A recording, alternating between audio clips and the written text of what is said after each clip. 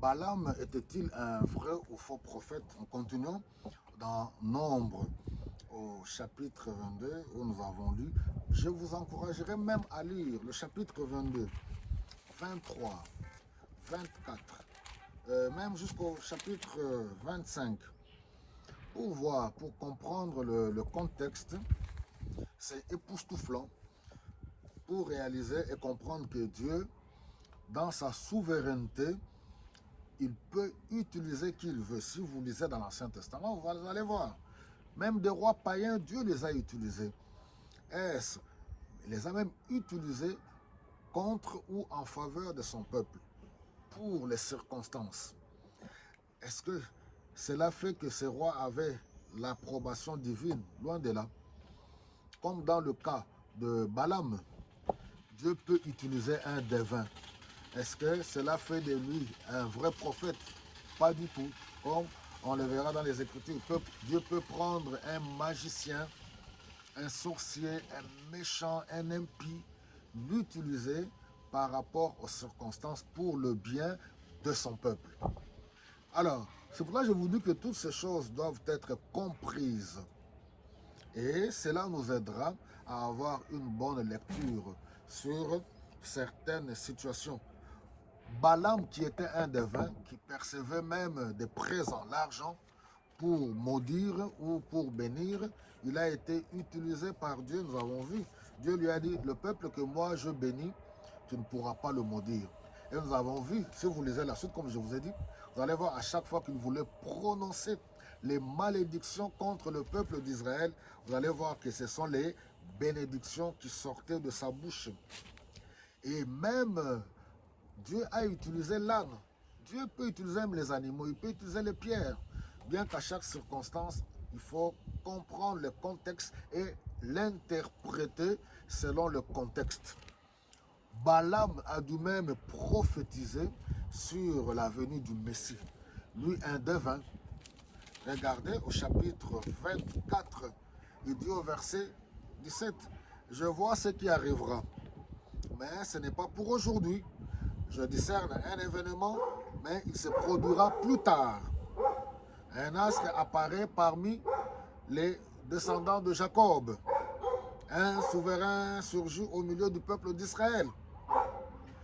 De son sceptre, il frappe les Moabites à la tempe et les nomades du pays sur la tête, et ainsi de suite. Ce texte a été interprété sur la prophétie concernant la venue du Messie. Mais qui est en train de prédire cela dans le contexte de la prédiction? Mais c'est Balaam le devin. Alors, quels sont les textes qui nous prouvent que Balaam n'était pas un vrai prophète? Si vous réalisez, nous pouvons voir déjà dans le Nouveau Testament, dans 2 Pierre chapitre 2, le verset 15, où on nous dit de ne pas suivre l'exemple de Balaam, la voie de Balaam motivée par les gains, par les intérêts, par l'argent.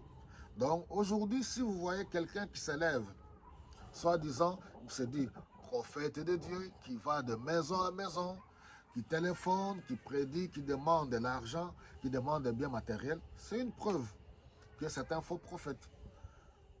C'est un faux prophète, tout simplement. Vous comprenez un peu? Alors, on nous dit aussi dans Jude 11, on condamne l'égarement de Balaam, parce que Balaam s'était égaré, comme vous allez voir. Il a même poussé Israël en conseillant le roi Balak à amener à tomber dans le péché. Et ça, Apocalypse chapitre 2, le verset 14 nous rappelle cela.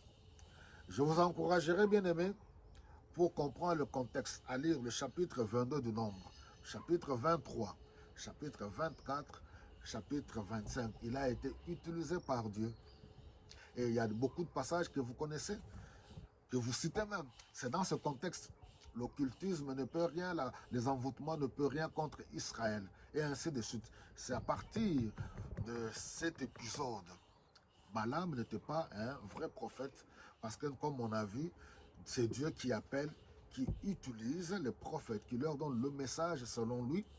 Mais quand quelqu'un est un devin et qu'il perçoit de l'argent, et ainsi de suite, qui n'est pas soumis à Dieu et qui ne dépend pas de Dieu, qui n'est pas fidèle à Dieu, Dieu peut l'utiliser pour le bien de son peuple. Mais cela ne fait pas de lui un vrai prophète. Donc faisons attention, mes bien-aimés, de toutes ces personnes qui s'élèvent aujourd'hui. Dieu fait des choses avec but et objectif. Il y a toujours, dans tout ce qu'il fait, c'est pour que la gloire lui revienne. Qu'est-ce que Dieu peut faire, comme je l'ai dit dans d'autres messages, pour donner des messages, des scores de football, que telle équipe va gagner, comme si Dieu aimait telle nation et était contre une autre. Non, c'est le loisir. Je ne veux même pas entrer dans ce qu'il y a derrière, par exemple le football. Vous le savez vous-même. Le football en soi, faire du sport, c'est une bonne chose, très important pour la santé. Paul en a même parlé à maintes reprises. Mais la machine qui est derrière ces organisations, voilà, l'argent, toutes ces choses-là, vous allez voir que ça ne glorifie pas le Seigneur. Même l'inspiration, l'origine de tous ces jeux, voilà, qu'on peut citer les Jeux olympiques. Si vous étudiez l'histoire, vous allez voir l'origine de tous ces genres, ces jeux, l'origine, la signification. Vous allez voir toutes ces choses-là. Dieu ne se glorifie pas là-dedans. Donc, que mon peuple soit tranquille et calme. Étudions la parole de Dieu. Aimons Dieu. Aimons la parole.